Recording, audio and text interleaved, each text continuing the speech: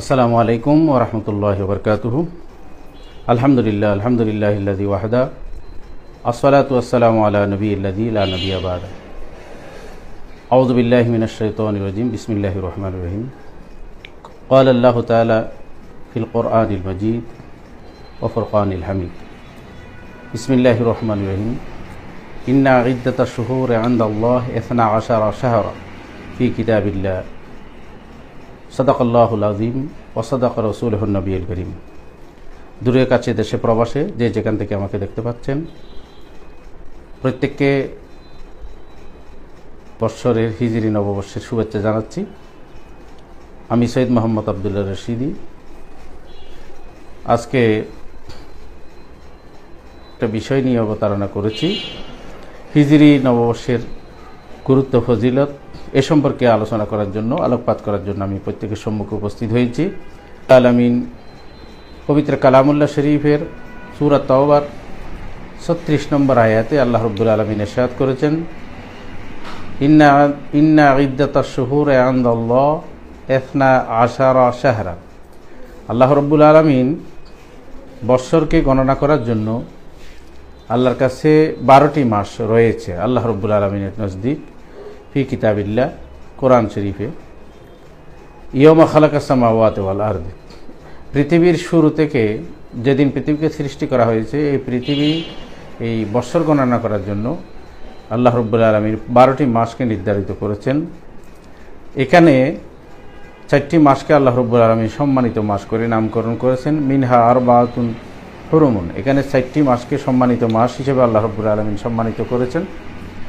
এর মধ্যে একটি হচ্ছে লা তাজলিমু ফীহিন্না আনফুসাকুম। এই মাসগুলোর মধ্যে 12টি মাস আল্লাহ রাব্বুল আলামিন বৎসরকে সমার করার জন্য, গণনা করার জন্য যে 12টি মাসকে আল্লাহ রাব্বুল আলামিন আমাদেরকে প্রদান করেছেন, এই 12টি মাসে কেউ নফসের উপর জুলুম না করার জন্য আল্লাহ বলতেছেন, ফালা তাজলিমু ফীহিন্না আনফুসাকুম। তারা যেন কেউ তাদের নফসের সাথে যেন জুলুম না করে, অবিচার না করে, যেন গুনাহে লিপ্ত না হয়।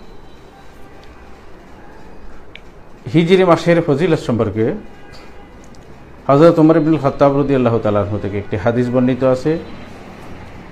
রাসূল পাক সাল্লাল্লাহু আলাইহি সাল্লাম বিদায় হজ্জের দিন যখন হজ্জাতুল ওয়াদা, বিদায় হজের ভাষণ দিচ্ছিলেন, ফি হজ্জাতুল ওয়াদা, বিদায় হজের সময় রাসূল পাক সাল্লাল্লাহু আলাইহি সাল্লাম মিনাতে যে ভাষণ দিচ্ছিলেন, এই ভাষণে রাসূল পাক সাল্লাল্লাহু আলাইহি সাল্লাম বলেছেন, ইন্না জামানা কাদ ইস্তাদারা কাই হায়াতিহি ইয়াউমা খালাকাল্লাহুস সামাওয়াতি ওয়াল আরদ। আল্লাহ রাব্বুল আলামিন পৃথিবীকে যেদিন আসমান এবং জমিনকে সৃষ্টি করেছেন, এই সৃষ্টির আদিকাল থেকে আল্লাহ রাব্বুল আলামিন এইভাবে সময় জমানাকে অতিবাহিত করে আসতেছেন। জমানা এখন যেভাবে চলতেছেন সেভাবে অতিবাহিত করে আসতেছেন। তা পেলাম 4টি মাসকে আল্লাহ রাব্বুল আলামিন বিশেষত্ব দান করেছেন, আলাদা বৈশিষ্ট্য দান করেছেন এবং আলাদা সম্মানিত মাস করে নামকরণ করেছেন। এর মধ্যে একটি হচ্ছে রজব মাস, একটি হচ্ছে জিলকদ মাস, আরেকটি হচ্ছে জিলহজ মাস, আরেকটি হচ্ছে মুহররম মাস। হাদিসের আলোকে আমরা এটা জানতে পেরেছি। এখন যে বিষয়টি নিয়ে আমি আপনাদের সম্মুখে আলোকপাত করতে চাচ্ছি, বিষয়টা হচ্ছে, আমরা আজকে যে হিজরি সনটা আজকে গণনা করতেছি, কাউন্ট করতেছি, এই হিজরি সনটা প্রতিষ্ঠা হয়েছে রাসূল পাক সাল্লাল্লাহু আলাইহি ওয়াসাল্লামের হিজরতের আগেও হয় নাই, হিজরতের পরেও হয় নাই। এটা মদিনা শরীফে রাসূল পাক সাল্লাল্লাহু আলাইহি ওয়াসাল্লাম হিজরত করার পরে আরও অনেক দিন পরে ইসলামের দ্বিতীয় খলিফা হযরত ওমর ইবনুল খাত্তাব রাদিয়াল্লাহু তাআলা আনহু যখন ইসলামী খেলাফতে আসীন হলেন, যখন ইসলামী সাম্রাজ্যে তিনি খলিফা হিসেবে যখন নির্বাচিত হলেন, তখন তিনি এই হিজরি সনটা উনি প্রবর্তন করেছিলেন যুগের চাহিদা অনুসারে, প্রয়োজনের প্রেক্ষিতে এই হিজরি সনটা তিনি প্রবর্তন করেছিলেন। মক্কা শরীফে হিজরি সনের প্রয়োজনীয়তা পড়েনি, এ কারণে মক্কা শরীফে রাসূল পাক সাল্লাল্লাহু আলাইহি সাল্লাম দিন প্রতিষ্ঠিত এবং পরিপূর্ণভাবে, পূর্ণাঙ্গভাবে কায়েম মক্কা শরীফে করতে পারেননি। এটা মদিনা শরীফে করেছিলেন।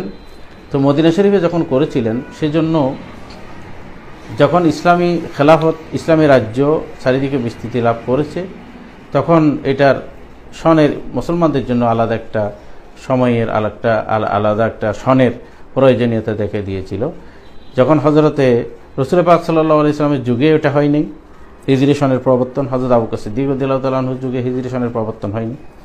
যখন খেলাফতে হযরত ওমর ইবনুল খাত্তাব রাদিয়াল্লাহু তাআলা আনহু খেলাফতে আসীন হলেন, হযরত ওমর ইবনুল খাত্তাব ওনার খেলাফতের দ্বিতীয় সনে, অথবা কেউ কেউ বলতেছেন ওনার খেলাফতের চতুর্থ সনে, হযরতে আবু মুসা আশআরী রাদিয়াল্লাহু তাআলা আনহু হযরতে ওমর ইবনুল খাত্তাব রাদিয়াল্লাহু তাআলা আনহুকে একটা চিঠি লিখে পাঠান। উনি যেই রাজ্যে গভর্নর ছিলেন সেই রাজ্য থেকে উনি একটি চিঠি লিখে পাঠান। চিঠির মূল মর্মকথা হচ্ছে, আমাদের জন্য আলাদা কোনো সন নেই, আলাদা কোনো তারিখ নেই যে তারিখে আমরা গণনা করতে পারবো, আমরা সন গণনা করব, তারিখ গণনা করব। আমরা যেহেতু একটা আলাদা ধর্ম, আলাদা একটা ইসলাম ধর্ম নিয়ে আমরা আমাদের দিনাতিপাত করি, আমাদের জন্য আলাদা কোনো তারিখ নেই এবং আলাদা কোনো বৎসর নেই। সেটা নিয়ে আমাদেরকে হিমশিম খেতে হচ্ছে। আমরা বিভিন্ন জনেরটা নিয়ে আমরা ব্যবহার করি। তো আমাদের নিজস্ব আলাদা কৃষ্টি, আলাদা কালচার, আমাদের নিজস্ব তারিখ এবং নিজস্ব বৎসর বলতে আমাদের জন্য কোনো কিছু নেই। এটা হলে আমাদের জন্য ভালো হবে। হযরতে আবু মুসা আশআরী রাদিয়াল্লাহু তাআলা আনহু হযরত ওমর ইবনুল খাত্তাব রাদিয়াল্লাহু তাআলা আনহুকে চিঠি লিখে পাঠান। তখন হযরত ওমর ইবনুল খাত্তাব রাদিয়াল্লাহু তাআলা আনহু সমস্ত সাহাবায়ে কেরামদেরকে একসাথে নিয়ে মুশাওয়ারা করলেন, পরামর্শ করলেন। তখন সকলে একমত পোষণ করলেন হযরত আবু মুসা আশআরী রাদিয়াল্লাহু তাআলা আনহুর পরামর্শটা ঠিক আছে। সকলে একমত পোষণ করে সিদ্ধান্ত দিলেন যে আমাদের জন্য আলাদা একটা সন এবং আমাদের জন্য তারিখ গণনার জন্য আলাদা একটা সন আমাদের প্রয়োজনীয়তা আছে। তখন বিভিন্ন জনে বিভিন্ন প্রস্তাব দিতে লাগলেন। কেউ বলতেছেন পারস্য দেশের মানুষেরা যে তারিখটি গণনা করে, পারস্য দেশের সম্রাটে যে তারিখটি গণনা করে, তখন আমরা এটা করলে ভালো হবে। তখন কেউ কেউ এটার ব্যাপারে দ্বিমত পোষণ করলেন, অপছন্দ করলেন। আবার কেউ বলতে লাগলেন আমরা রোমের মানুষেরা, রোমের রাষ্ট্রপ্রধান এবং রোম সাম্রাজ্যের অধিপতিরা যে তারিখ গণনা করে এটা করলে ভালো হবে। কিন্তু কেউ কেউ সেটাও অপছন্দ করলেন এই কারণে, এবং মতামত দিলেন যেহেতু পারস্য এবং রোম দেশের মানুষগুলো মুসলমান ছিল না, তারা ছিল অগ্নি উপাসক ছিল, যেহেতু অগ্নি উপাসক এদের অনুকরণ করা যাবে না। আল্লাহ রসুল সাল্লাল্লাহু আলাইহি ওয়াসাল্লাম আলাদাভাবে বলে দিয়েছিলেন ওয়ালা তাশাব্বাহু বিল ইয়াহুদ ওয়ালা বিন নাসারা, ইহুদি নাসারা ওদের সাথে কোনো দিকে সাদৃশ্যতা রেখে তোমরা জীবনযাপন করতে পারবে না। তখন রাসূল পাক সাল্লাল্লাহু আলাইহি ওয়াসাল্লামের এই হাদিসের আলোকে সাহাবায়ে কেরাম বললেন রোমের মানুষেরা ওরা হলো অগ্নি উপাসক ছিল, সুতরাং ওদের অনুসরণ করা যাবে না। আবার কেউ কেউ বলতেছেন নাসারারা এই যে ঈসাই সন গণনা করে, এই ঈসাই সনের আলোকেই আমরা সন গণনা করব। তখন সাহাবায়ে কেরাম আবার কেউ এটাতে বেট উপাদান করলেন, বলতেছেন ওরা যেহেতু কুরুশের পূজা করে, ঈসা আলাইহিস সালামকে তারা পূজা করে, ঈসা আলাইহিস সালামকে তারা ঈসা আলাইহিস সালামের ক্রুশ ধারণ করে, সুতরাং তাদের এই অনুসরণও আমরা করা যাবে না। সাহাবায়ে কেরাম এটাও পছন্দ করলেন। তখন সাহাবায়ে কেরাম সকলে একমত পোষণ করলেন।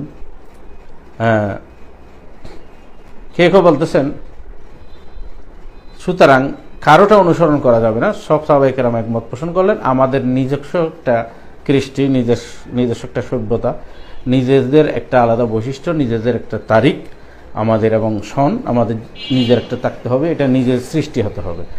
সকল সাহাবায়ে কেরাম এই বিষয়ে একমত পোষণ করলেন, এই তারিখটা গণনা করার জন্য সবাই একমত হলেন।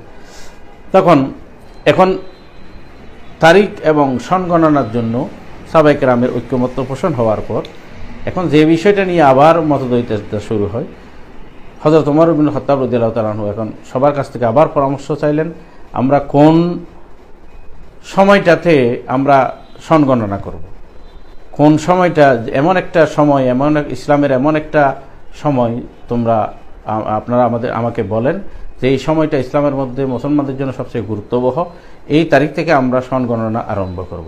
তখন কেউ কেউ পরামর্শ দিলেন রাসূল পাক সাল্লাল্লাহু আলাইহি ওয়াসাল্লামের বেলাদত শরীফ, অর্থাৎ যেই তারিখে রাসূল 570 খ্রিস্টাব্দে রাসূল পাক সাল্লাল্লাহু আলাইহি ওয়াসাল্লাম যে বেলাদত শরীফ হন, রাসূল পাক সাল্লাল্লাহু আলাইহি ওয়াসাল্লাম এই তারিখ থেকে এই সন গণনা করার জন্য অনেকে পরামর্শ দিলেন। আবার কেউ কেউ পরামর্শ দিলেন রাসূল পাক সাল্লাল্লাহু আলাইহি ওয়াসাল্লাম এই যে 40 বছর বয়সে রাসূল পাক সাল্লাল্লাহু আলাইহি ওয়াসাল্লামের যে কোরআন শরীফ নাজিল হয়, এই সময় থেকে আমরা সন গণনা করব, তারিখ গণনা করব।